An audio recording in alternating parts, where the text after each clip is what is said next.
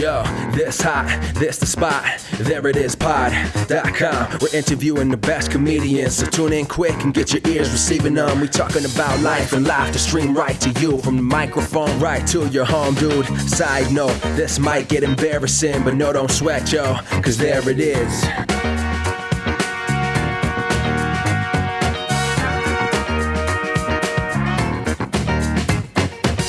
Oh man, that funky beat. It's too funky. My goodness, my Lord. Welcome to the There It Is podcast. I'm your host, Jason Farr. Let's do this. Thank you guys for listening. If this is your first time listening, hello. Thank you. If it's your second time listening, thank you for coming back. I'm glad you're listening.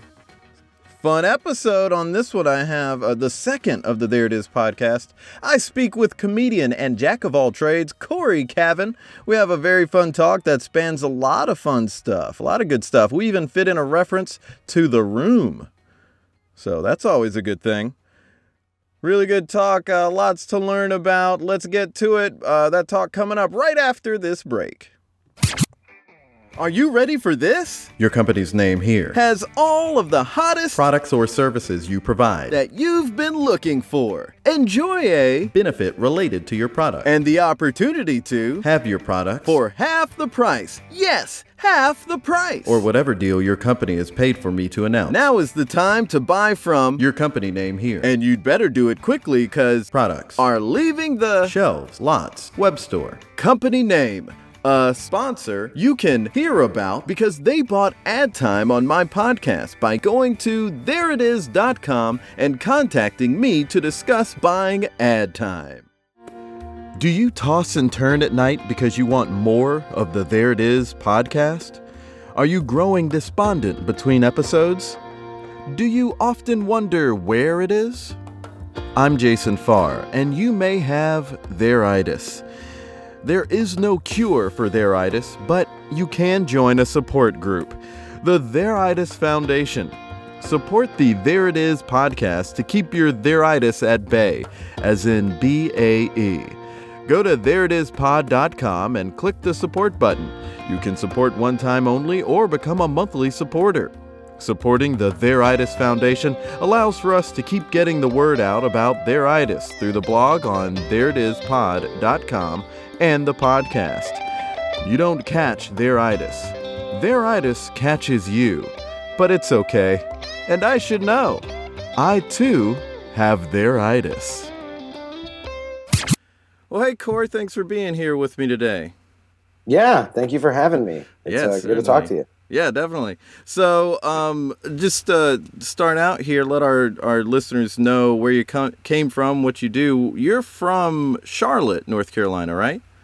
Yes, yeah. I was born and raised in Charlotte, North Carolina. I was actually born in Pineville, North Carolina, which is like part of Charlotte. And then we moved right outside of Charlotte to Weddington, North Carolina, which is also like 5 minutes outside. Yeah. But yeah, I was born and raised, grew up there till I was 18, and then I went to college in Chapel Hill. How did you make the jump from Charlotte to New York? Because you're in New York City now. Yeah, I'm in New York now. I've been here like 10 and a half years now. And I went to, like I said, I went to school in Chapel Hill, was there for 4 years. And then after school, I'll give you a brief rundown of like the 4 years after school before New York. I didn't know what I wanted to do. And I had a friend who also didn't know what he wanted to do.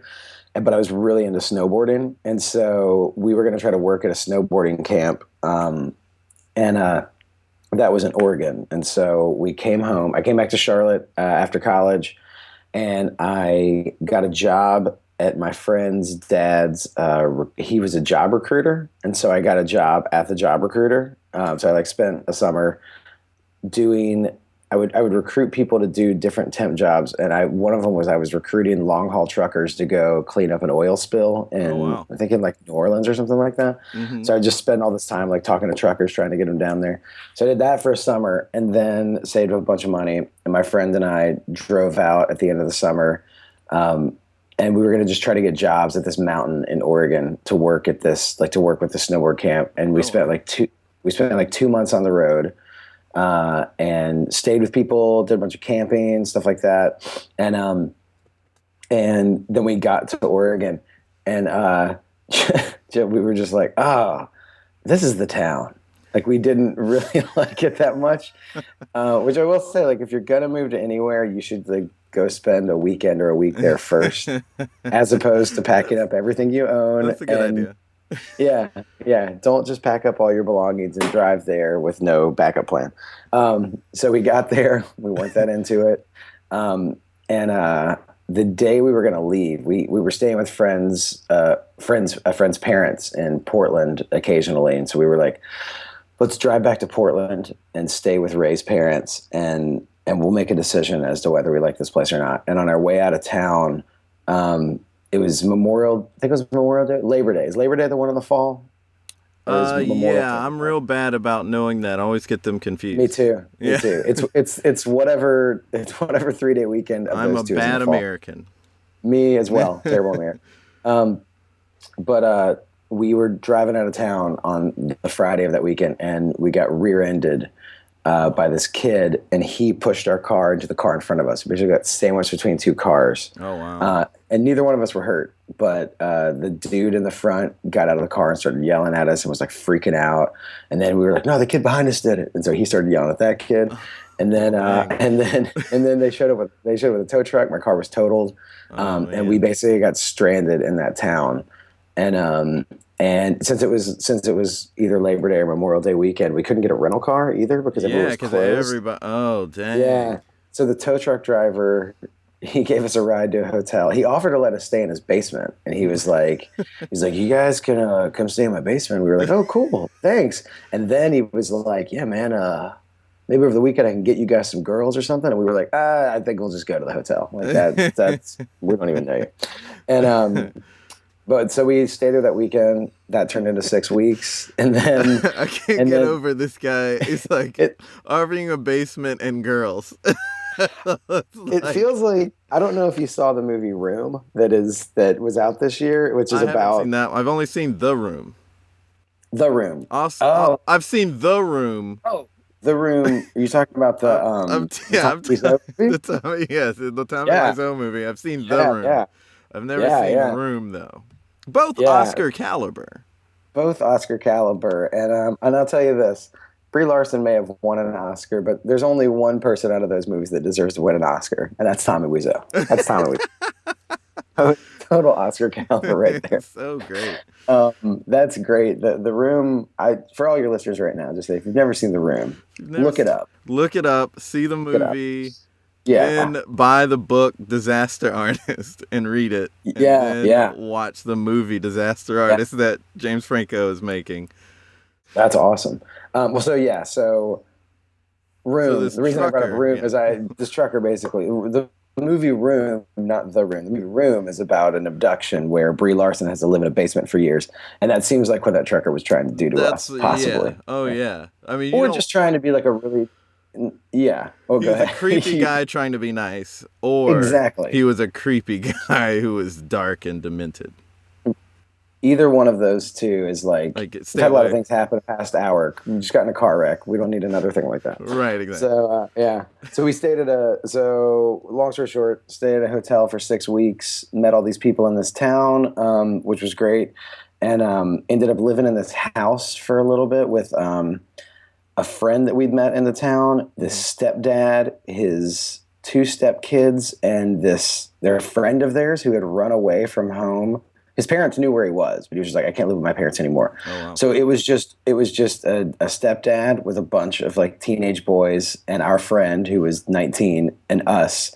And they were really cool, but it was like, if you can imagine the amount of like male not understanding how to clean or responsibly keep a home, that's where we were living. They had like a laundry chute in the floor where you would throw clothes, and it's usually connected to a chute, but there was no chute. It was just a hole in the floor, and it went to the laundry room, and everyone would just throw clothes there. And I kid you not, it was like 2 feet high of just dirty clothes on the floor in the laundry room. The bathroom where you would take a shower in the tub, there were 2 little like two little clean footprints of where you would stand, but everywhere else around there was just like soap scum on the floor. That's It was when you said in the tub, the nightmare image in my head was exactly what you described. Yeah. So I kind of did end up in room when you think about it. I kind of ended up in room as the same thing. Yeah, it was kind of like that. But anyway, they were great. We stayed with them for a little while. And after all that, we had, on our way through, we'd come through Montana. And when we were coming through Montana, we were like, oh, we're moving to Oregon. And another weird character in the story, this old man, he's like, oh, you shouldn't move to Montana. You should just stay right here. And we were like, okay, whatever. Or he's like, you shouldn't move to Oregon. You should stay right here. And we were like, all right, whatever. And then afterwards, we were like, maybe he was right. And so we drove back to Montana. We got a hotel. This is like before cell phones were super prominent. Okay. And so we would use the hotel phone line for our main phone line. Yeah. So it's like 2000, 2001-ish. This is like 2000, yeah. And so then basically we got an apartment that way. We got like a guy to call and talk to him there, got an apartment, drove back to Oregon, got our stuff. My car got fixed, and then spent a year in Montana. And like snowboarded, worked at restaurants, lived the dream of post-college poverty, worked on a potato farm for a little bit, just digging potatoes. So did that for a year and then moved back to Charlotte. And I spent like 4 years in Charlotte. I was a film major in college. So Charlotte, I don't know if you know this or not, but like Charlotte has a decent film industry in terms of like filming commercials. It's the home of NASCAR, which you probably know. Yeah. So there's a lot of NASCAR commercials there. So I worked on a bunch of those as like an assistant and was just trying to figure out what I was going to do. And I spent the summers working at this summer camp that a bunch of friends of mine had gone to as kids, but they needed staff to like work there in the summer. So I was their media guy. I'd make all their videos and edit everything. And then I started making, which essentially, I guess, this was like before YouTube, but they were web series. Like they were basically just like, we'd make a little video for the kids and they were like silly camp things, but it was like, we'd do like Survivor or American Idol, but everyone would be a character and we would shoot like a 5-minute video about it or whatever. And, so I did that for 4 years and then realized after a while, I was like, oh, I had done improv in college and was part of an improv club called Comedy Sports, which is like a short form, like it's kind of like Whose Line Is It Anyway? Yeah, and you went to Chapel Hill, so I imagine you know Zach Ward. I was in Comedy Sports with Zach Ward. Yeah, I figured. Yeah, that's awesome. Yeah, that Comedy Sports crew was really cool because it was Zach Ward who went on to start DSI and Chapel Hill, phenomenal theater. Yeah, and he also worked at like Improv Boston and was in Chicago for a while. Also, Anthony King was like the artistic director then, and Anthony ended up coming to New York, doing a lot of stuff with UCB, and then he's like a writer on Broad City now, and he's written on. He's done he wrote a show that was at UCB that turned into this off-Broadway play that they do in different cities now and stuff. He's done a bunch of different things. He's been on a bunch of different shows and is writing all this stuff. And then Charlie Todd was also in that. And he started Improv Everywhere. Have you ever heard of that? They're like the flash mob thing where they have done like Frozen Grand Central and all those things. So Charlie was in that class. And a guy named Steve Lesser and his wife, Jenny Stencil, they started an improv club. And a guy named Doug Heberly. They all started this place called the Idiot Box in Greensboro, which is like a comedy place. Yeah, that's awesome. Yeah, so like there was a lot of great people there. Really great crew. Because that's for Southeast. Awesome. The people a lot of people you're mentioning are big names in the Southeast for comedy. Yeah, totally. Yeah, I mean, a lot of those people have gone on and done really cool stuff. Yeah. Zach is like, I feel like for Chapel Hill and just for like the southern mid-Atlantic or just like North Carolina up to Virginia and down, Zach has basically brought all of that, all of like improv and long form and that kind of indie comedy scene. He's like revitalized and brought that whole thing down there. It's been great. It's really great what he's doing. Yeah. So you had a really great crew. And so you had this background doing improv. So you knew you were funny and then you were making web series so you could create a product to put out. So when did you get the bug to say, well, let me go to New York and try to figure out what I can do with this stuff. Well, so after that 4 years of being at that camp and stuff, I just basically was like, kind of hit a crash. I was probably like 25 at that point, and I was like, if I keep doing this, I'll just, keep working on commercials, and that's fine. But I started talking to this guy who he was from New York, and he had just moved to Charlotte, and he was like, you should think about going to New York. There's like a lot of comedy there. And he was like, and it seems like when you were doing comedy in college, you really liked it. And the guys I mentioned before, Anthony King and Charlie Todd, were in New York, and I had gone up there to visit a friend before I'd seen them. And so I went to one of the very early DSI. I don't even think it was called. I don't think DSI was. DSI had just started. I don't know what it. I guess it was still called DSI, but they did what's their the North Carolina Comedy Arts Festival now. Yeah, it's now called that, but it was called DSI, the DSI Festival. DSI Festival or something. Yeah. I went to, I think it was like the second or third one of those, and saw a bunch of people from New York and Chicago, and I had decided I was going to go to New York and take a 1 week intensive improv class at Upright Citizens Brigade. They do these things where you do an entire level in a week, and when I was at the DSI festival, I talked to Anthony King and Charlie Todd and was like, I'm coming to New York to do a class. And Anthony was like, I actually saw you on the roster because he was teaching the classes. Oh, cool. And came up there like a month later. This is March of 2005, and took a class, loved it, and kind of had that feeling like when I would walk to class every day being like, could I live here? Like, could this be my norm or whatever? Yeah. And then Anthony, we went out after the class was over. Anthony and I went out and got a drink, and he was like, so when are you going to move here? And I was like, I don't know, maybe soon. And then I went home and thought about it, and that kind of, I guess the bug was like you were saying, I like knew how to make videos. I was into media. I was into comedy and had done stuff in the past. I was kind of finally ready for this change in my life. Because when I got out of college, I would always say, I want to move to New York and do improv, but I had no idea what that meant. It was just, so then that's what it basically turned into be. It was like I took a level 1 and was like, okay, I think I could do this. And so then I went from there and moved in 2005. Wow, that's great. Okay, so you've been out there 12 years then, if you went out in 2005, I guess. Not 12, 11. Oh, yeah. Going on 10 and a half, 11. Yeah. That's when I moved to Greenville. So I went Greenville, and you went New York. Yeah. And, so where did you come from? Where were you before Greenville? Spartanburg, South Carolina. All right. Yeah. So I made a huge move to Greenville. Made a huge move. Much cooler downtown in Greenville, though. Oh, do you still have a Barley's Pizza there? Yeah. Went there last night. Great. Barley's is great. Yeah. If you're ever in Greenville, go to Barley's. But yeah, so you did this. I did the huge move to Greenville. And was working in radio. You took at the same time a huge move to New York City and started working at MTV and VH1 and all these places. How did you? So briefly, what did you do at VH1 and MTV at the start of it?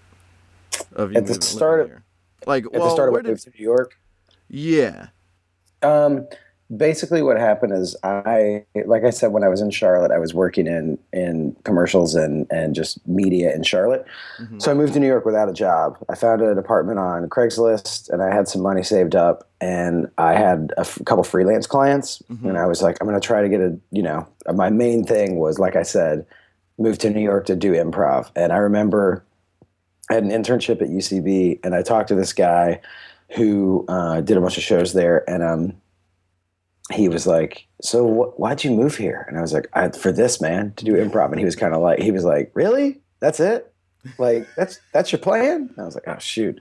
So to start out, I got a temp job to start out with. And I worked in an office as a file clerk, which basically there was a filing cabinet that was like 25 feet long. And it was a construction company it's like one of the world's biggest construction companies. And they're like a dinosaur company. It was all on paper, and they're just like, this filing cabinet is in shambles. It's your job to go in there every day and just reorganize it. And wow. It was a terrible job. Yeah, and it's a rough job. But they were really nice. Everyone, they were super nice. And and I took a class and I started auditioning for commercials. It was like a how to audition for commercials class. Mm-hmm. So I started doing that, and then and I got like my first I got my first commercial through. It was a thing on this little like, I don't know if you've ever seen on AMC movies or whatever where they will say like, we're showing a movie tonight. It was a show called like Dinner and a Movie or something like that. It was called Date Night, and basically it was like, we're showing a movie, and at the commercials they'd be like, this girl Rachel in every commercial is going to go on a mini date with each guy, Yeah. and then we'll get back to watching Rambo. And so that was the first thing I ever. Yeah, so then you did those. Cool. that was the first thing I ever did. But the people at the job were really supportive, and then probably 6, 7 months into that job, a friend of mine that I'd met in that UCB class, he worked for a reality show company, and he was like, they need people here to transcribe, which that means you just watch raw footage and type out exactly what the people are saying. Mm-hmm. And so I took that job, and it was a reality wedding show. It was a show about destination weddings. So I would just watch raw footage of wedding planners and brides fighting, and I worked there for like a year. And my roommate at the time, who had also met through UCB, he worked at VH1 on a show called Best Week Ever. Mm-hmm. And he, at the end of that year at the reality company, he said, we need someone to be an overnight video editor. And so I got a job editing a video podcast overnight for Best Week Ever, and did that for 2 years. So I would go in at like 8 p.m. Wow. And then I would leave at 4 a.m. and just edit this thing. And but it was great.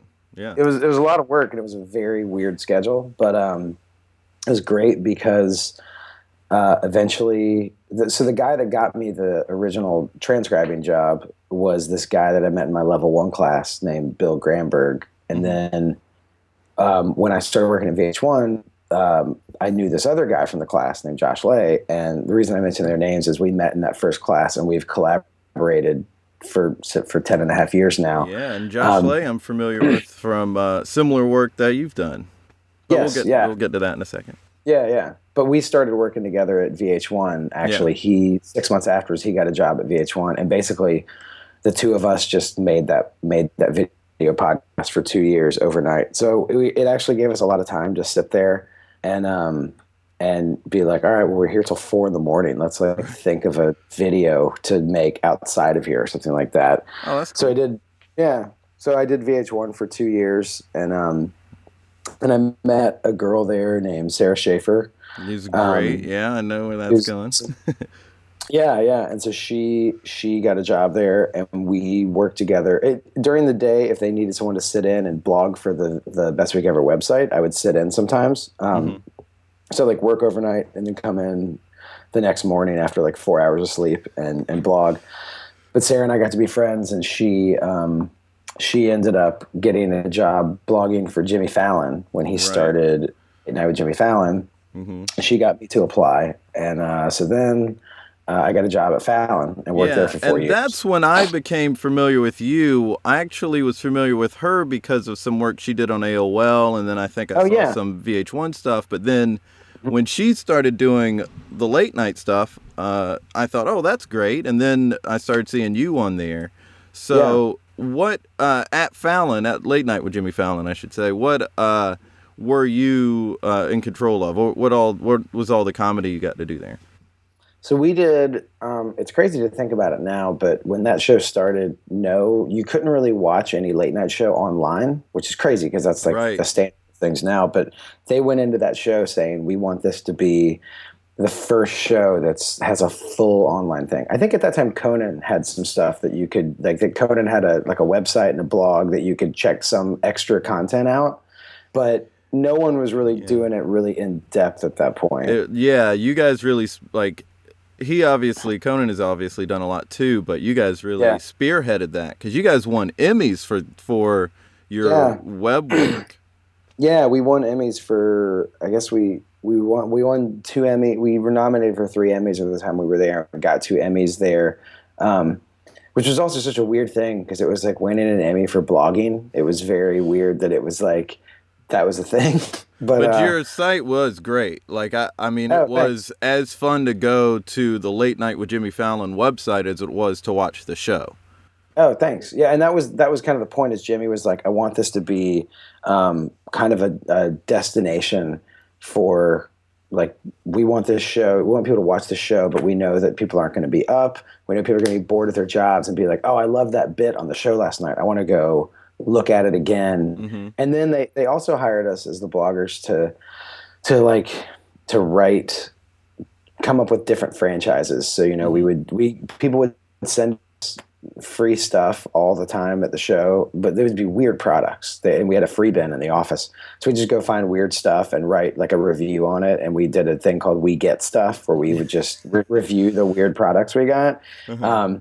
But we did that kind of stuff. And then, and you backstage did some reviews and stuff like that. Yeah, you did a lot of website stuff. Like, you had the interactive videos of like a tour of backstage, which is great. Yeah. You also appeared on camera a few times. Mm-hmm. So how did you transition from, well, you're doing work on the web, but then you're also getting some work on the show, some jokes on the show, for instance? Yeah. Well, the cool thing about that show in particular, and when you work at like a late night show, is that it tends to be a collaborative experience. It's collaborative, and it's also like you're putting a show on every night. So the writers and the producers are like, we're doing this game. We don't have time to cast someone. Cory, you're going to be the guy in this game, and you're going to put on this karate outfit. And then, you know, and the cool thing was too, like when they had hired us, we were all comedians and, right. Or, you know, writers, but also performers. And this whole time I was like, I'd been auditioning for stuff and doing shows at UCB and doing stuff with Josh and Bill, those two guys I mentioned. And so they would put people in the office and stuff. And luckily there was this one writer there, this guy Gerard, who's still there. He's been there since day one. Gerard would just put me in a lot of things. Like there was a bit where at the end of the bit, a Yeti would run out and throw T-shirts to the audience. I remember that. Yeah, and he was like, and for some reason, the Yeti's best friend is a beekeeper, and so you're the beekeeper. And I was like, okay, great.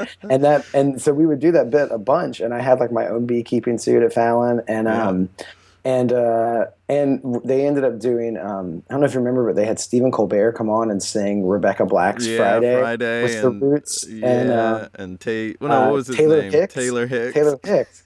But they put the Yeti and the beekeeper in that. And so there's this, I have a picture of this. This is so crazy. I have a picture of, we're standing backstage and it's me, Taylor Hicks, Seth Herzog, who's the warm-up comic for Fallon, who's on the show all the time. Yeah. Gerard in the Yeti suit. And Colbert was back there, and Colbert was so nice, and he was like, let's all get a picture. And I was like, okay. And so I got my phone, and I went back to take it, and he just goes, no, get in it. And I was like, okay.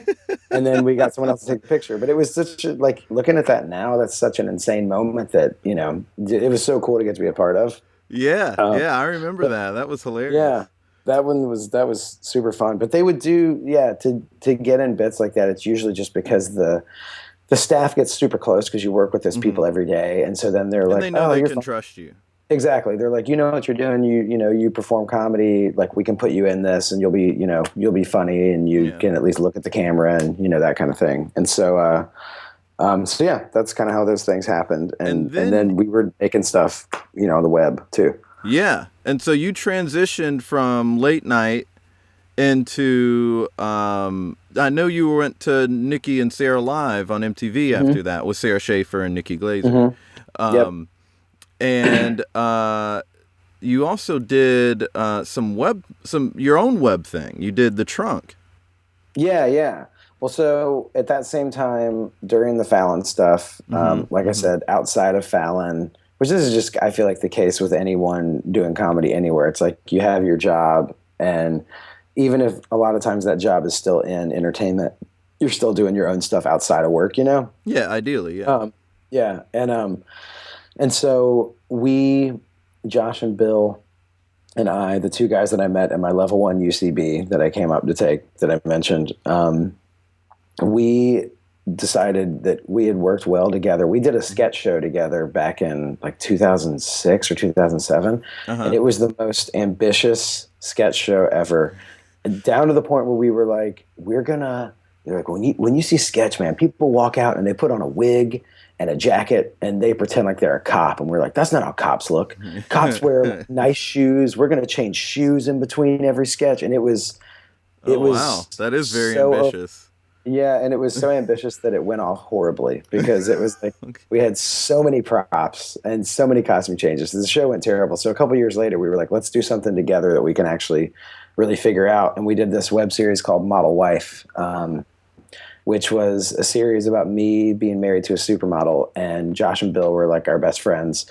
So we did a couple episodes of that, and I got a guy. We had a friend direct the first 3, and then a guy from Fallon started directing them. We got this. We cast this girl who was a model named Carme Boschadera. And she's a Ford model in New York City, and she was also an actress, and she's so talented. She's from Spain, so she speaks Spanish, and she was like getting better at her English when she was in New York. But she would read scripts of ours, and they would be these weird scripts, and she would be like reading them in her second language, and she was just like, I would just memorize words and I didn't know what they were, but I would just say them, and she would get them. But we did this whole web series in Above Average, which is it's Lorne Michaels' YouTube arm in New York. It's like the SNL YouTube thing, and they do web series. They saw Model Wife, and they said, they were trying to kind of get sketch groups to make content for them. So we pitched them this thing called The Trunk, which you said that was The Trunk is a web series. It's a web series shot through the trunk of a car, and so in every Quentin Tarantino movie, there's always a scene where they open up the trunk, and it's and like the camera's in the trunk. That was the brainchild behind it. It was like I didn't realize that was the brainchild of it. That's awesome. Yeah, that was the brainchild of it. It was I think it was Josh's idea. He was like, "There's that shot out of the trunk, so we just shoot a whole thing." Yeah, Josh is great. Trunk. He's amazing, as you know. Yeah, but people don't know. Josh Lee is great. Josh is great. I was in his wedding. I can vouch. He's a great man. And like a hilarious performer. He did a lot of like theater in high school and college. And so I feel like out of the 3 of us, he's the most like trained performer in terms of like stage stuff. He did Grease and stuff like that. And so he's like, he's like, sing. He can sing. He's a triple threat, man. He can sing. He can dance. Yeah. Yeah. He's like Usher. He's a triple threat. He's a triple threat. He's like Usher, exactly. Whenever I think of triple threats, I always think of Usher, and then Josh Lee. Josh Lee's got to be a step below Usher. And then Justin Timberlake. And then JT. Yeah. I will say I was not a JT fan, and then I worked on Nikki and Sara, like you mentioned, and Nikki and Sara were in love with him. Huge. Yeah. And that show kind of made me a Justin Timberlake fan. Wow, it took you that long. Your time, speaking of Nikki and Sara, your time there, you were doing field pieces and comedic sketches.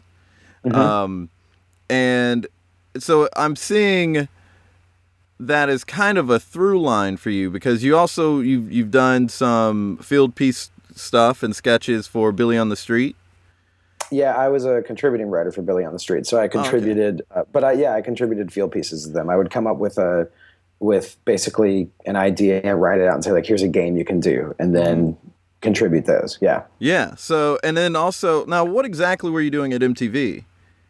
I was doing Nikki and Sara was at MTV, and I was a field producer there. But then after that, I got hired by MTV a couple of months after Nikki and Sara to do.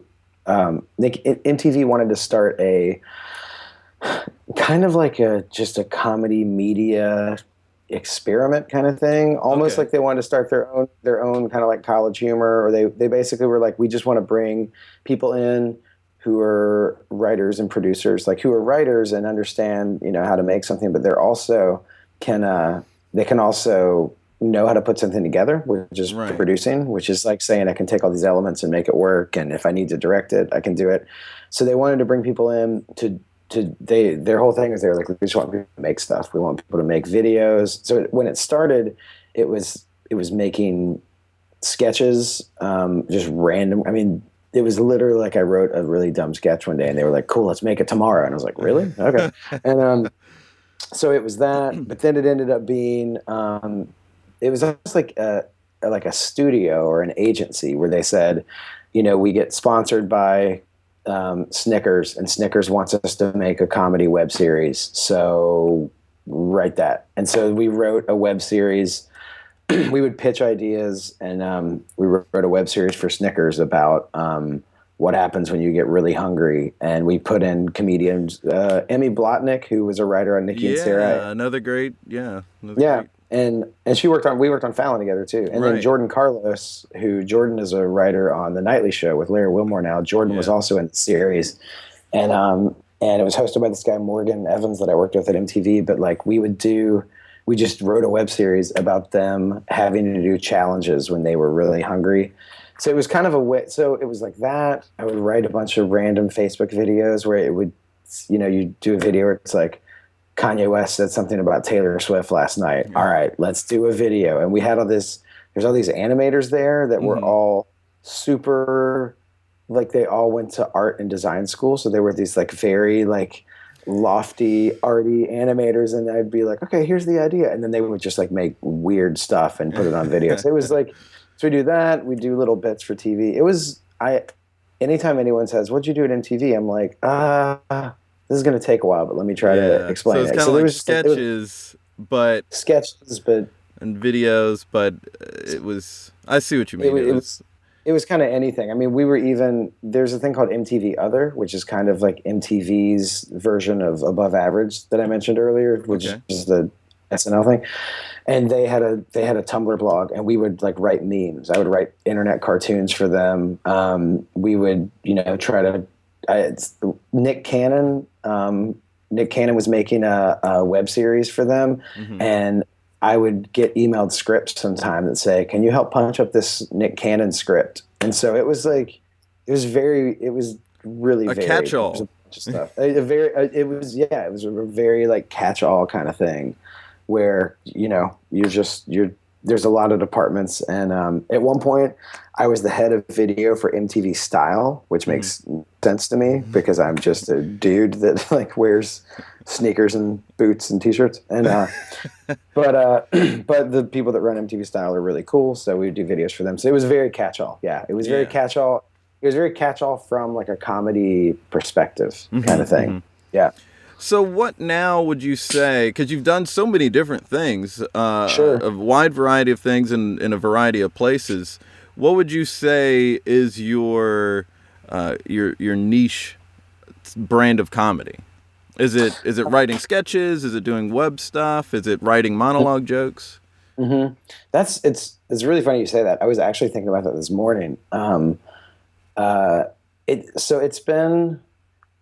It's been kind of this like journey in my life to figure that out, because I have come from a place of being a very jack of all trades kind of person, and the fear for me in that has been like, oh well, if you're constantly doing everything but you never specialize, then what are you gonna, like that's what are they you just say, yeah.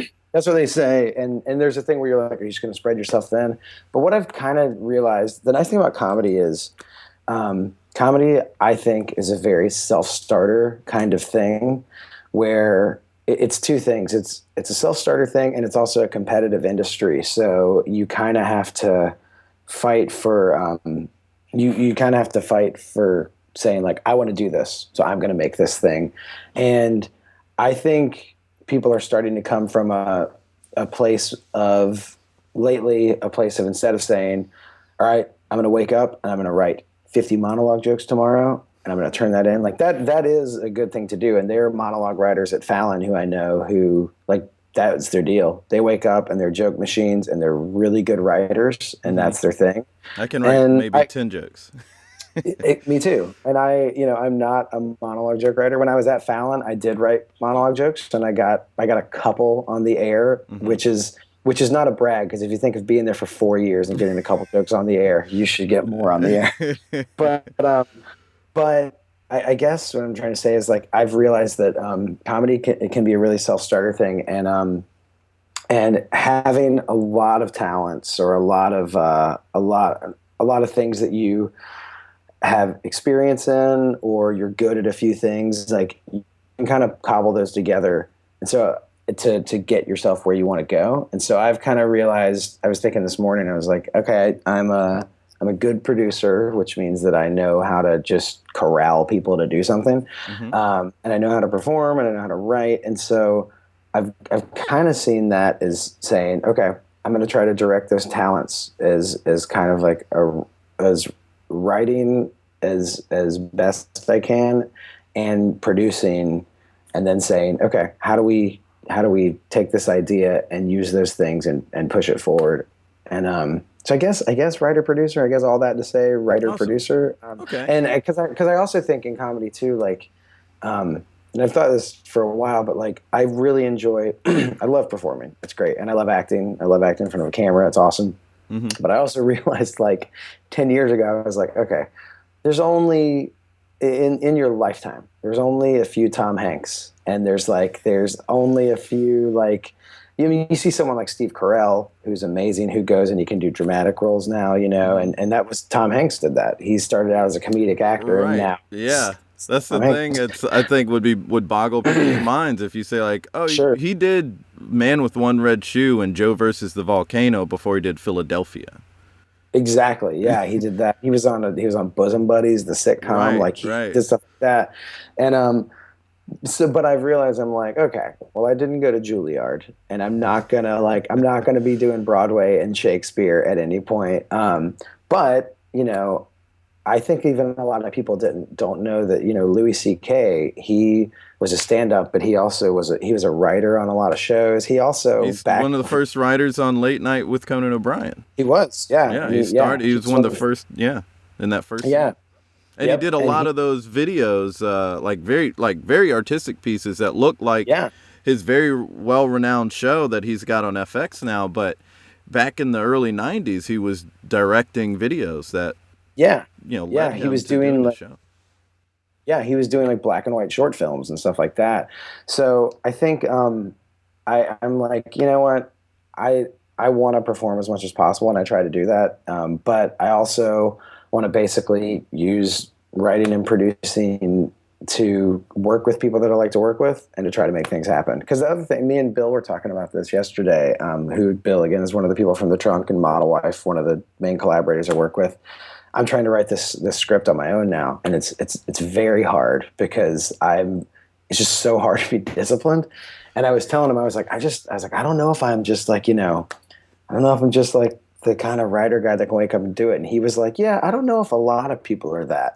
But basically he said that's why it's better when you work with someone, because you work with somebody else, and that's why they have writers' rooms on TV, because you get in, everybody sits together, and you write together, and you bounce ideas off of each other.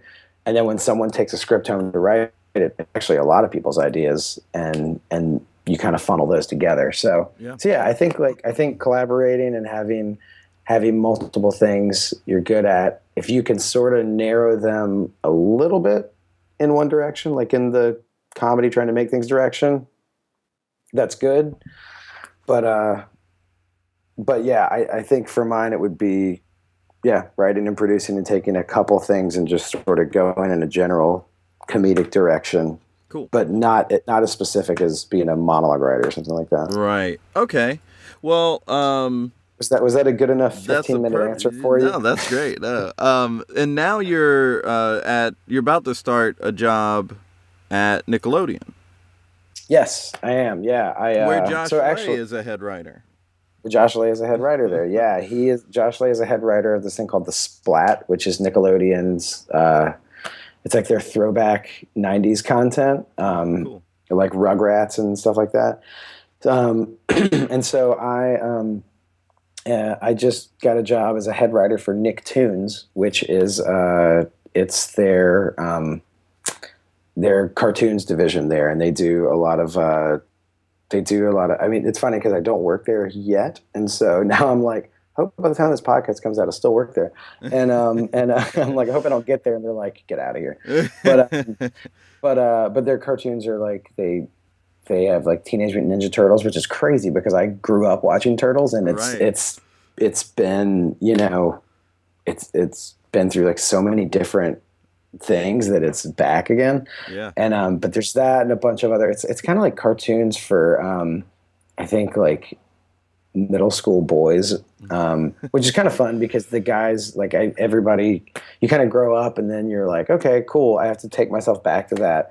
But kind of what we were talking about earlier is with writing stuff, like, and this was the same when I was at MTV. MTV's audience was like young and female when I was there. And so I've realized that, you know, you take your thing, you take your skill of writing that you've got, and then you say, okay, how do I fit it into this? How do I fit it into this genre where, like, okay, if I was a 10-year-old boy, what would I think was funny?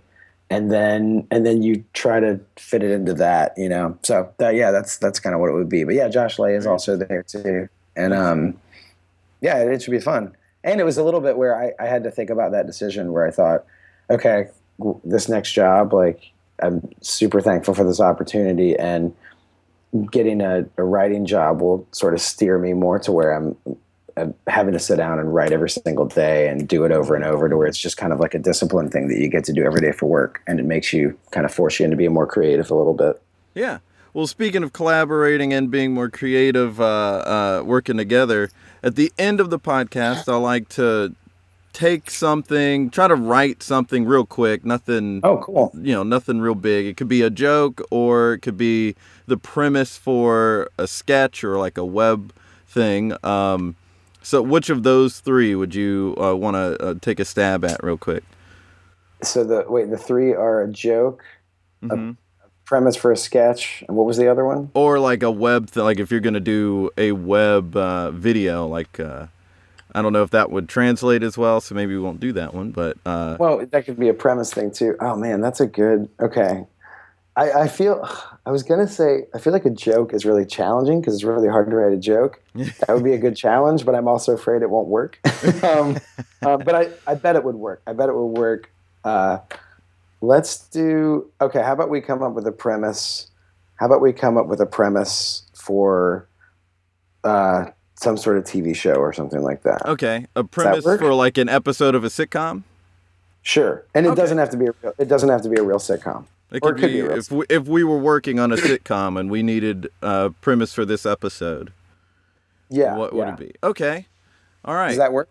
Yeah. I've never attempted anything like that, so it'll be good to try to figure out. So, what's the process? Like, how do you just think? Well, here's something that happened in my day. Here's something I was thinking about the other day. Yeah, or think of like, oh, I've had this idea. I mean, I also think like I'm looking at you, so when you do the podcast, I don't know if I'm pulling back the curtain too much here or not, but I see some coats around you right now. I'm in my closet. That's where You're I record. In a closet. I record in my closet. Which, look, I'll say this. I mean, from a lot of the TV places I've worked at, the recording booth is a closet. Yeah. So it's like, that's a very... Yeah, suits here, hand-me-down suits on one side of me, and shirts, and a couple of jackets and sweaters on the other side. Yeah.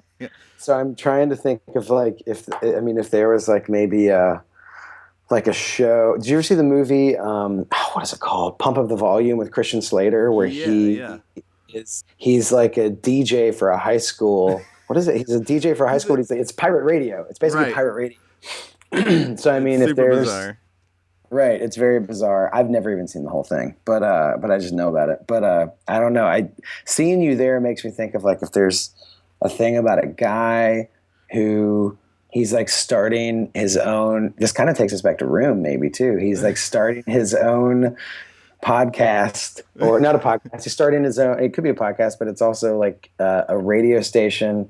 It's almost like a Secret Life thing. So there's a guy who has a secret life, and maybe outside of that closet, he's got a wife and some kids and some friends in town, and no one. They all listen to it, but they don't know it's him. Exactly. What about this? What if he's like the mayor? He's like the mayor of the town, and he got in there because like you and I were saying, he was this great. What if he was like a jack of all trades, and he was very diplomatic, people were like, you should run for mayor. And his family had some connections, and he got into mayor. But his true love was he had some sort of thing where he wanted to speak out, and he felt like this was the only way he could do it. The only way he could do it without getting in trouble. Exactly. And he has to disguise his voice. Yes, he has to disguise his voice. How does he disguise his voice? Well, what if he just did a voice? Like if it was like he played jazz music and acted like he was a beatnik. There you go. Yeah. And so then he has like he'll do little snaps all the time too. And he does this voice. Yeah, whatever that voice to try to get out of people recognizing him. Like, hey, Daddy-O, you're listening. Welcome to the closet. But then what could be cool is that that's the only way. What if he starts using that as that's the only way that he can take down his current establishment? And so he can talk about things like, hey, I heard Mayor Jackson's got this new bill coming through. So he can stir up. So he starts affecting his own office. And then maybe he even realizes that this is like his passion, but then it makes him realize how much he actually likes his job as the mayor. Yeah. So he's caught in this conundrum where he likes his job as the mayor, but now this is affecting it. So he has to keep up this secret to this is the whole series. This isn't even just an episode. We just figured a series arc to this thing. Come on, NBC, call us. Listen, guys. We know you guys want a good, secretive, single camera drama. Yeah. It could be like Ed. It could be like Ed. He's a lawyer, but then he owns a bowling alley. Exactly. Yeah. So this is like one, Ed, but you've got like a Breaking Bad type secret life element to it. Yeah. So the mayor is weaving in things in his job life into his radio show. Yeah. Exactly. And there's got to be a thing too. Yeah, we've got it. There's got to be a thing too where he goes into the closet. He's like sneaking in the closet or something, and maybe he hears his wife outside talking to her friend about how she's like, she doesn't know he's home, and she's talking to her friend, and she's like, I don't know what's going on with him these days. I think he's having an affair. I don't think he loves me anymore. And so then he starts talking on the radio cast about how he's like, you can just tell the mayor loves his wife so much, and he knows that his wife listens, so he basically sort of plays this. He gets his mayor back into a good place by seeing like, look at him on TV. Hey mayor, if you're listening, give a wink to the camera to let everyone know how much you love Christy. And then he does it when he's in the press conference. He winks. He sets himself up. He alley-oops himself. Slam dunks it for his own marriage. Yeah, look at that. What's the name? We got to come up with a name for the show. Yeah, what would it be? I mean, we could just go with the name, like Mayor blah blah. Yeah, that's true. It could just be his name, like Ed. Maybe it's Behind Closed Doors, but that sounds like a drama. Behind Closed Doors. That's a good. I mean, yeah. We could also do it's kind of a double entendre. Not really a double entendre, but it's just like it could double be like in the closet. Right. Yeah, behind closed doors, in the closet. In the closet sounds like it's like he's got a secret, or But yeah, I like behind closed doors actually. It fits with both. We've got. It could. Yeah, behind closed doors could be that. Yeah. I think we did it. All right. Hey guys, NBC, Hulu, Netflix, anyone want to give us a call? We're here. Just hit us up. Yeah. Tweet us, guys. There it is. Thanks so much for being on the podcast. Hey, thanks a lot for having me, man. Appreciate it. It was fun. Hey, what a nice guy. Cory's great. I really enjoyed that conversation. I had a lot of fun. He actually emailed me later that day or the next day and said, you know what? I've been thinking about it, and the show should definitely be called Behind Closed Doors. I was really tickled and found it really endearing that he was thinking about that, and he emailed me to tell it. It made me laugh, and I really like Cory. It was a good time. A little update on his new gig. He said things are going good at Nickelodeon, so that's great. I'm happy that's going on still. Of course, that episode was recorded a little while back, and he is there now and working. Also, he's got a stand-up show called Great Times with Cory and Kevin, and people can check out the show at greattimesshow.com. His comedy group, Awful DJ, and all of their series and whatnot are at awfuldj.com. So go to that stuff. If you're in New York, check out his show with Kevin. He's a funny man. Hey, would you like to support the podcast? You can. Go to thereitispod.com and click on support. You can donate one time or monthly. Support goes to allowing me to keep doing this, as well as buying equipment, hosting fees, and the like. This episode was brought to you in part by Petra Novak, Devin Lewis, Mally Maharis, Kelly Gaines, and Sarah Mitchell. Thank you very much, you wonderful people, for your donation. I hope you have theiritis. I couldn't have done this without you. The next episode, I interview world champion beatboxer Kayla Milady. She actually teaches me how to beatbox in it, so check that out. Until next time, this has been There It Is. Be good to each other. The music for the theme song was created by Neil Brooks. The rap was written and performed by Nick Acevedo. The logo for There It Is was created by Jeff Prater. The There It Is podcast is produced by Jason Farr.